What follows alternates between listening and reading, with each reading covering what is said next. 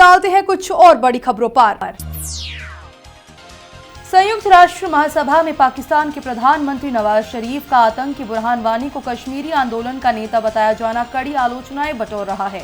गुरुवार को बीजेपी नेता राम माधव ने कहा कि प्रधानमंत्री नवाज शरीफ तो हिजबुल मुजाहिदीन के सुप्रीम कमांडर की तरह बात कर रहे हैं। जम्मू कश्मीर में बीजेपी का प्रतिनिधित्व करने वाले राम माधव ने कहा कि पूरा देश शरीफ के भाषण से नाराज है।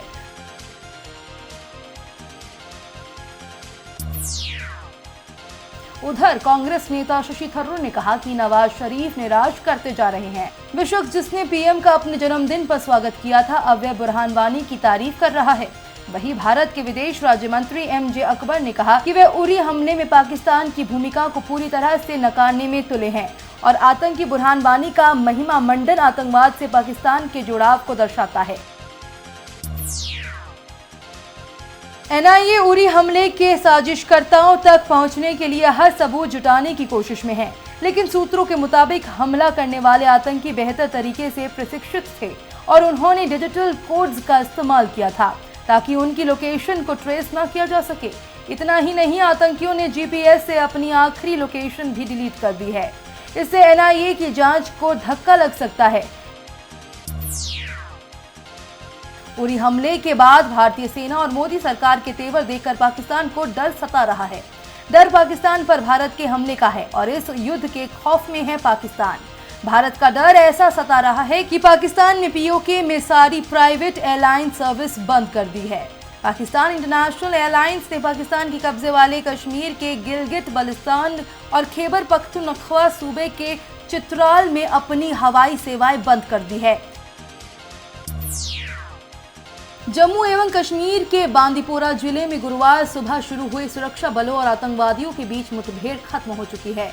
इस संबंध में जानकारी देते हुए पुलिस ने बताया कि सुरक्षा बलों ने कुछ आतंकवादियों के छिपे होने की खबर के बाद गुरुवार सुबह अरागाम चिट्टी बांधी गांव को चारों ओर से घेर लिया और सर्च ऑपरेशन चलाया। सर्च ऑपरेशन के दौरान आतंकियों ने सुरक्षा बलों पर फायरिंग कर दी, जिसका जवाब सेना के जवानों ने दिया। सेना की ओर से जवाबी कार्रवाई में एक आतंकवादी मारा गया। सरकार ने फ्रांस के साथ 36 लड़ाकू विमानों की खरीद के बहुप्रतीक्षित सौदे को मंजूरी प्रदान कर दी है। इस पर करीब 8 अरब यूरो की लागत आएगी।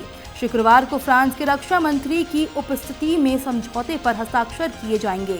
रक्षा सूत्रों ने बताया कि इस लड़ाकू विमान की खरीद पर यूपीए सरकार के समय की कीमत की तुलना में करीब 75 करोड़ यूरो बचाए जा सकेंगे, जिसे नरेंद्र मोदी सरकार ने रद्द कर दिया था। राष्ट्रीय मानवाधिकार आयोग की टीम ने माना है कि केरला से हिंदुओं का पलायन हुआ था। आयोग ने अपनी रिपोर्ट में ये भी कहा है कि पलायन की वजह डर है। साथ ही आयोग ने यूपी सरकार से मामले में अब तक की गई कार्रवाई की रिपोर्ट भी मांगी है। साल 2013 में हुए मुजफ्फरनगर दंगों के बाद केरला में 25 से 30 हजार मुस्लिमों को बसाया गया था। रिपोर्ट में इसको भी हिंदुओं के पलायन की एक बड़ी वजह बताया गया है। आम आदमी पार्टी के नेता सोमनाथ भारती को दिल्ली पुलिस ने गिरफ्तार कर लिया है। सोमनाथ भारती और उनके समर्थकों के खिलाफ एम्स सिक्योरिटी स्टाफ के साथ मारपीट करने के आरोप में एफआईआर दर्ज की गई थी। सोमनाथ भारती ने खुद ट्वीट कर अपनी गिरफ्तारी की सूचना दी।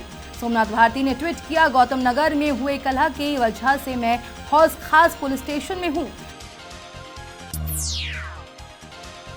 कर्नाटक ने फैसला लिया है, वह सुप्रीम कोर्ट के आदेश के बावजूद तमिलनाडु को रोजाना 6000 क्यूसेक पानी देना फिलहाल बंद कर रहा है।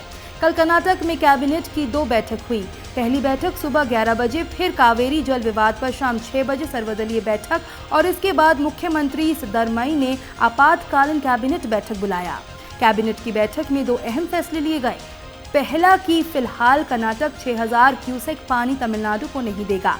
सुप्रीम कोर्ट ने मंगलवार को अगले आदेश तक तमिलनाडु को 27 सितंबर तक रोजाना इतना पानी देने को कहा था। दूसरे फैसले में कर्नाटक सरकार ने शनिवार को विधानसभा के दोनों सदनों का संयुक्त सत्र बुलाने का भी निर्णय किया है, जिसमें कावेरी नदी का पानी तमिलनाडु को देने के मुद्दे पर न सिर्फ चर्चा होगी बल्कि आगे की कार्रवाई भी तय की जाएगी।